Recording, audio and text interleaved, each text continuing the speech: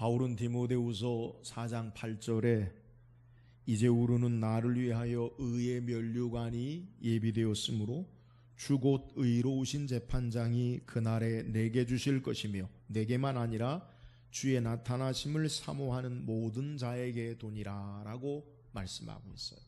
바울은 그의 삶의 신앙의 목표가 뭐냐? 하나님께서 그에게 주실 면류관을 얻도록 그의 삶을 신앙하고 나아간다라는 것을 우리에게 송여하고 있는 거예요. 2019년 여러분의 삶의 신앙의 목표가 무엇이 되어야 합니까? 우리도 바울처럼 우리의 신앙의 삶의 모습 가운데 주께서 우리에게 면류관 주시도록 그 상급 바라보고 우리의 신앙의 삶을 경주하고 나가야 돼요. 바울이 우리에게 면류관 얻도록 신앙의 삶을 달려나가는 그 면류관의 의미가 뭡니까?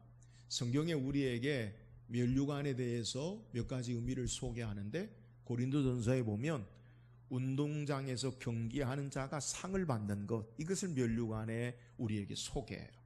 그러니까 경주에서 승리하는 자에게 승리의 월궤관을 씌워줘요. 면류관의 의미가 뭐냐? 승리라는 그런 의미를 담고 있다라는 거예요.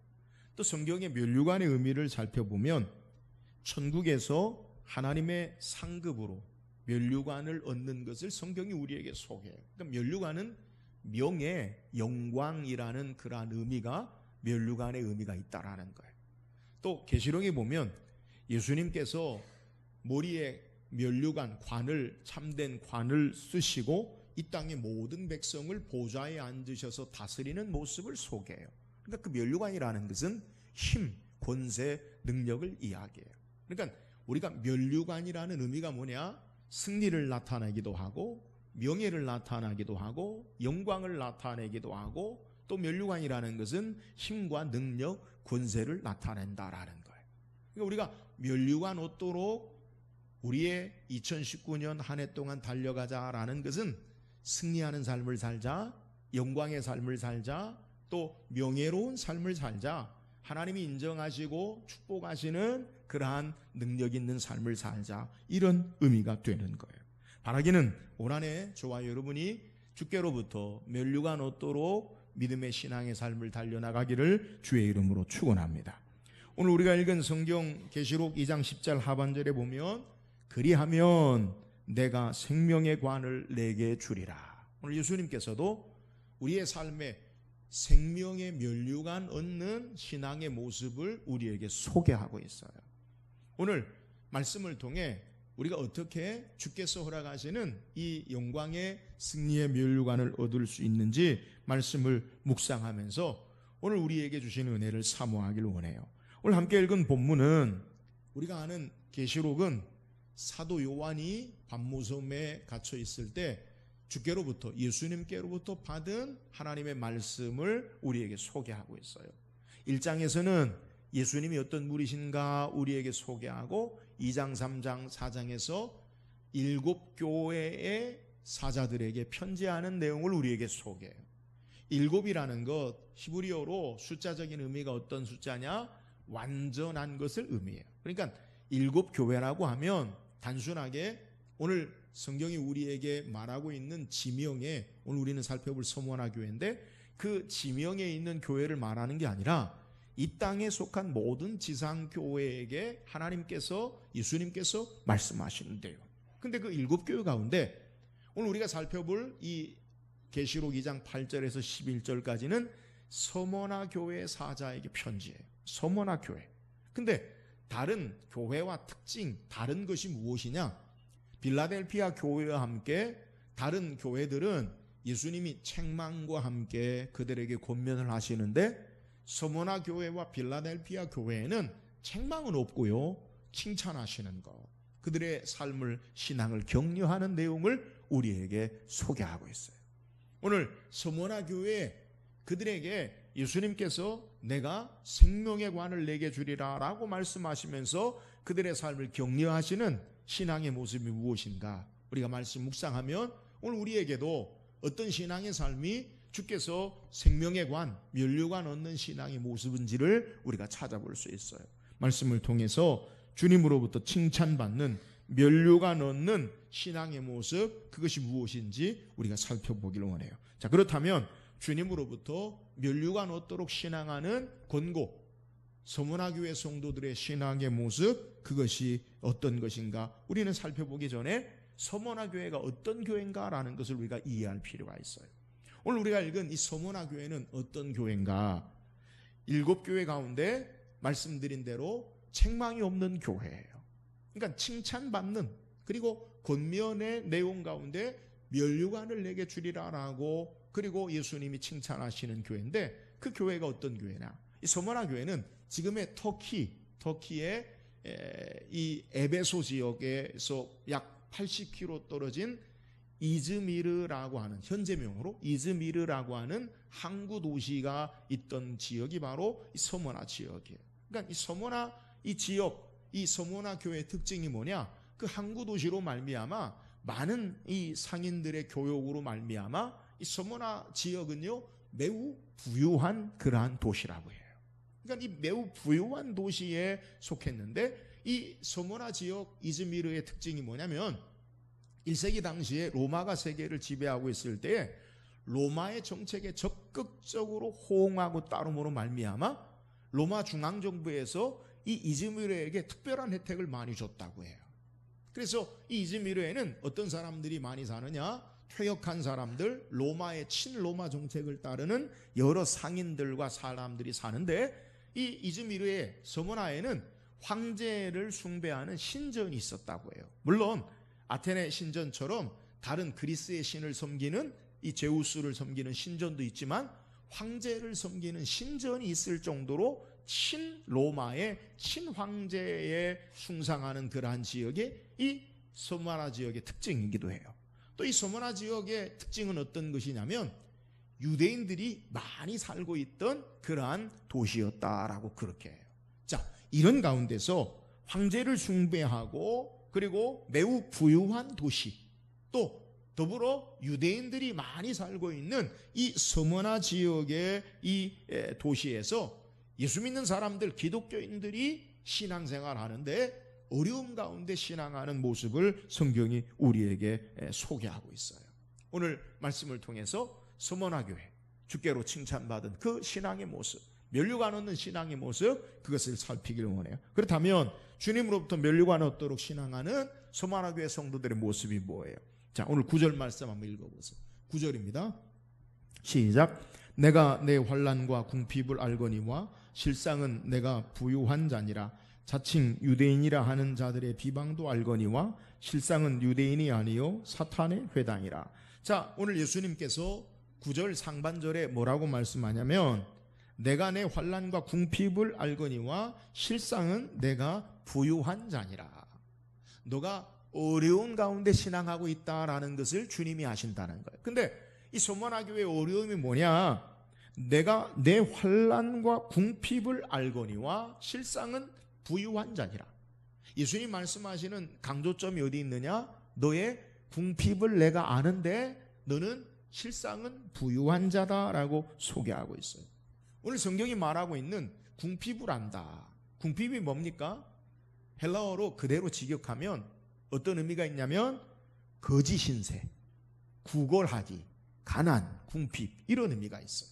그러니까 보통 가난한 게 아니라 정말 너무너무 경제적으로 어려운 가운데 마치 남의 도움을 얻어야 하는 거지의 신세의 모습, 또 구걸해야 남의 도움을 얻어야 살 수 있는 정말 어려운 교회가 바로 서문화 교회였다라는 거예요.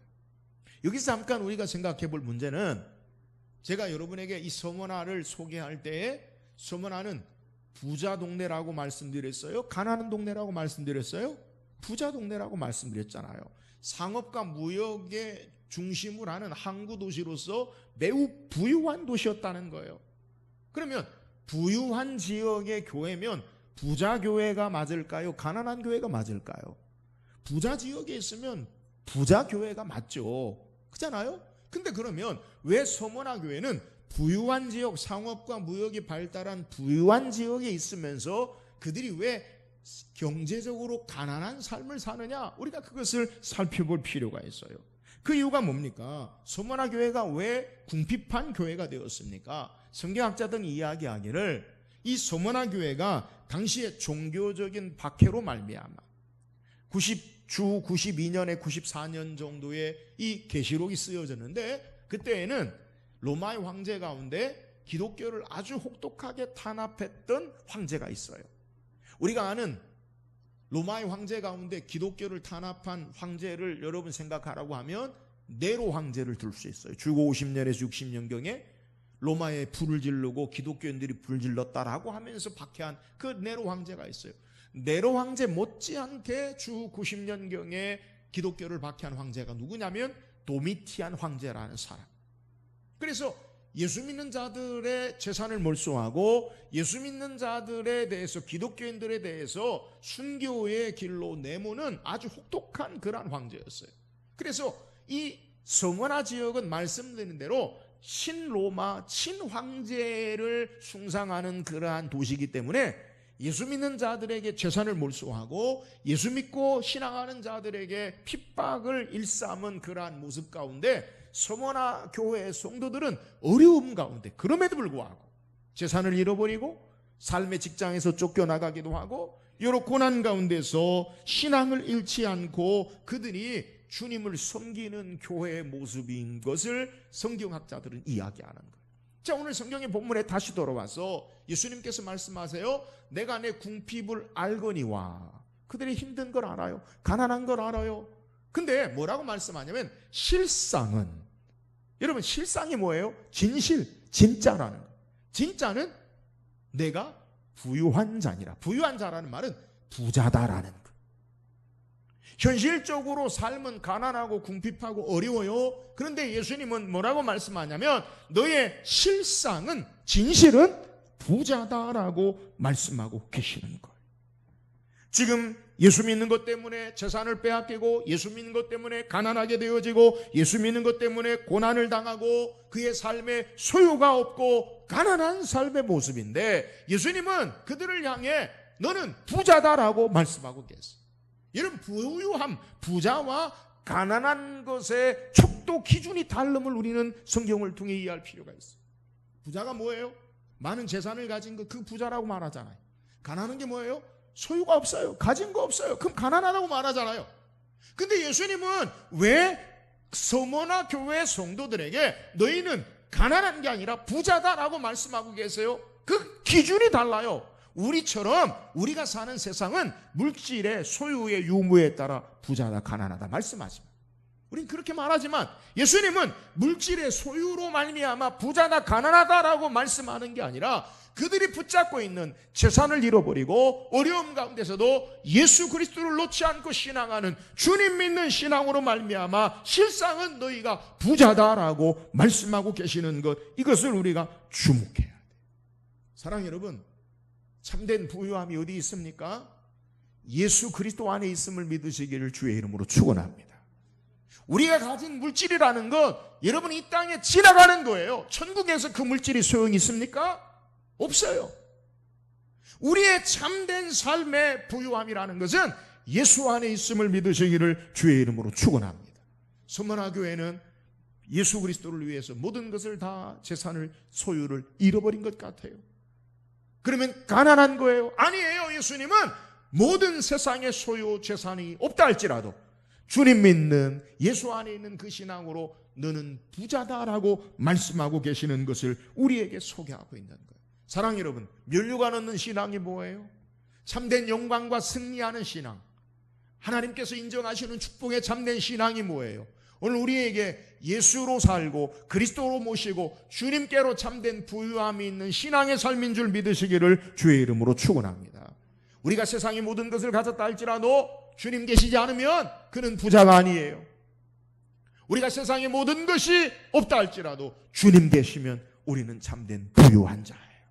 오늘 예수 모시고 이 땅에 주님으로 사는 자 되어서 참된 부자로 주께서 우리에게 인정하시는 면류관 얻는 신앙의 삶을 사는 저와 여러분 되기를 주의 이름으로 축원합니다.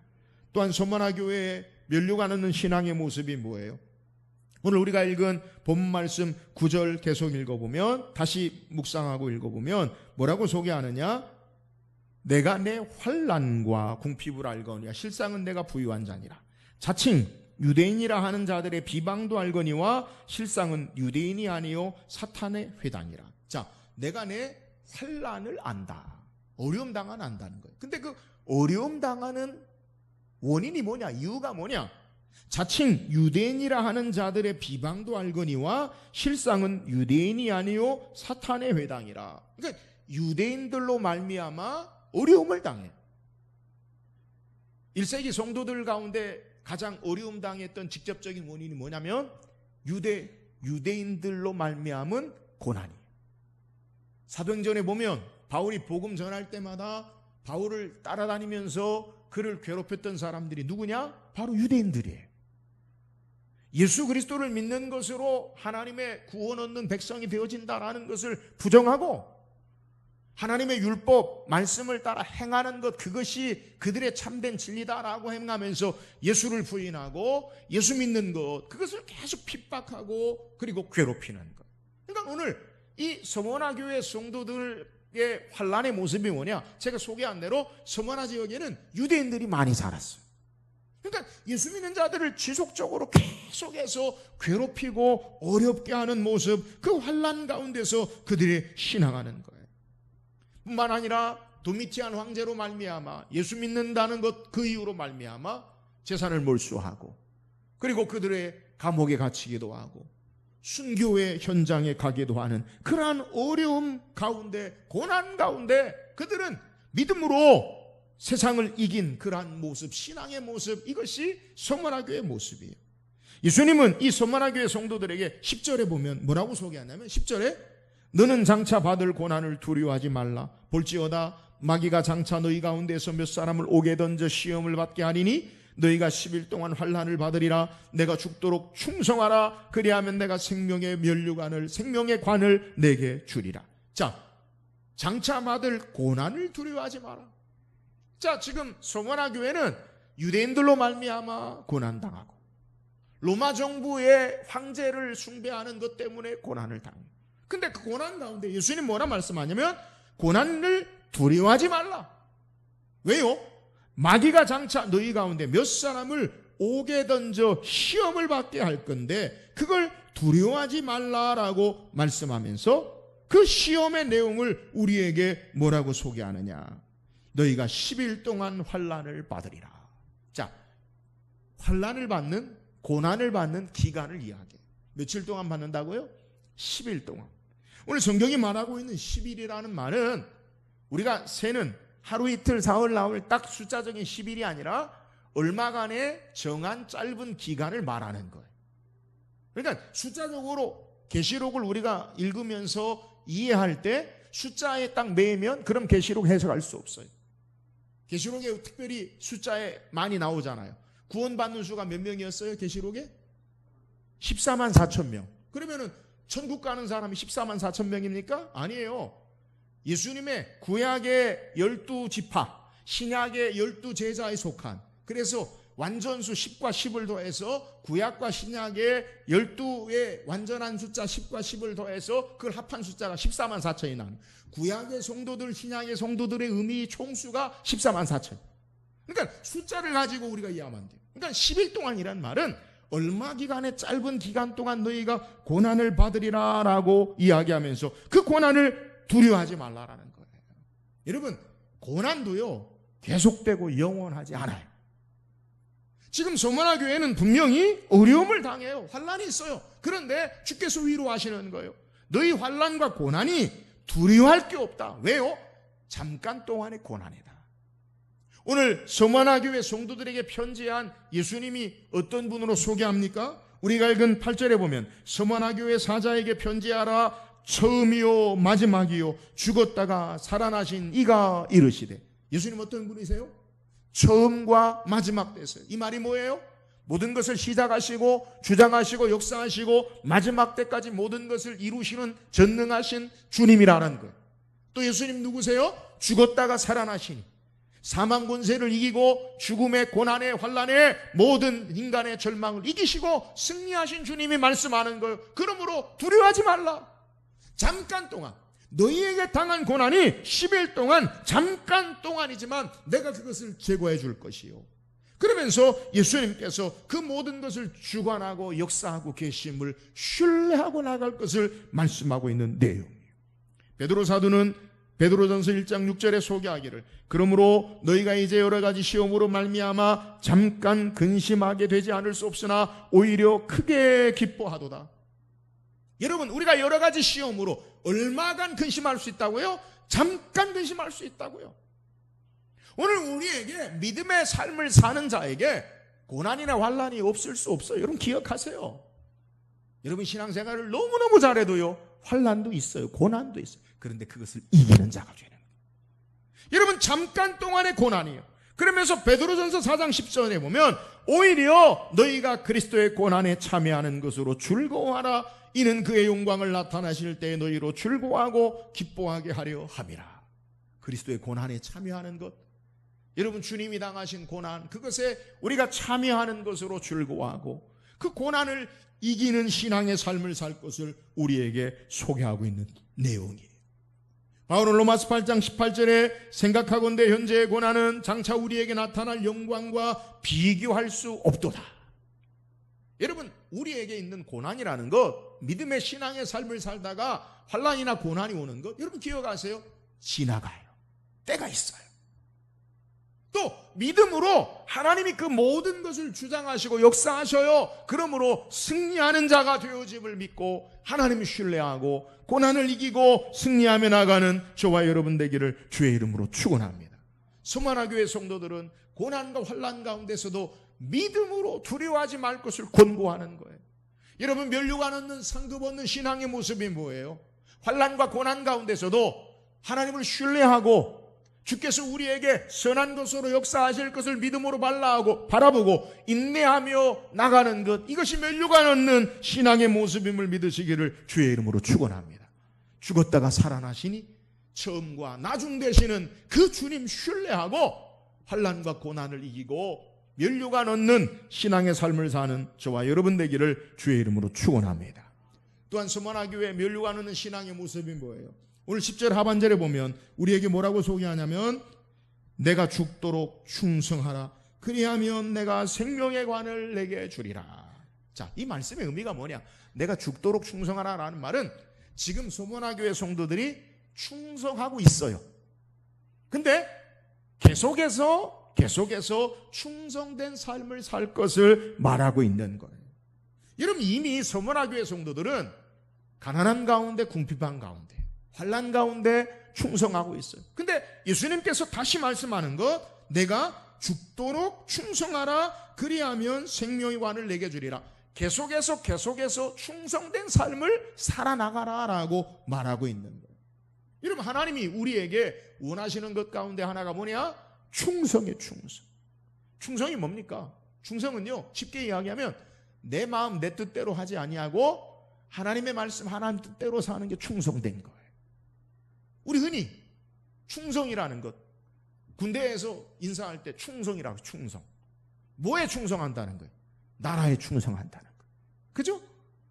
내 뜻대로 사는 게 아니라 나라에 충성하는 거예요. 자유를 내 삶의 마음대로 행하는 것을 제어하고 나라에 내 삶을 바치고 내 시간, 내 행동을 바치는 거예요. 여러분 이게 충성이에요. 오늘 충성된 성도의 삶의 모습이 뭐냐? 내 마음대로 내 뜻대로 내가 원하는 것을 이루는 신앙이 아니라 하나님의 말씀과 뜻을 따라 내 삶이 사는 것, 이것이 바로 충성된 것. 그래서 바울은 고린도서 4장 2절에 맡은 자들에게 구할 것은 충성이니라. 근데 오늘 본문에 우리에게 이 충성에 대해서 뭐라고 말씀하세요? 죽도록 충성하라. 언제까지 충성하느냐? 여러분 충성의 시기, 충성의 때에 관한 것을 오늘 우리에게 강조하는 거예요. 서만화교회 성도들은 충성된 자들이에요. 그런데 뭐라고 말씀하시냐면 내가 죽도록 충성하라, 계속해서 충성하라 라고 말하는 것은 너가 지금 환난의 때에, 궁핍의 때에도 그 충성을 놓지 말고 계속해서 충성된 삶을 살아라 라고 우리에게 권면하는 거예요. 여러분 충성이 때가 중요해요. 언제 충성합니까? 자, 오늘 우리의 삶의 현실에 적용해 봅시다.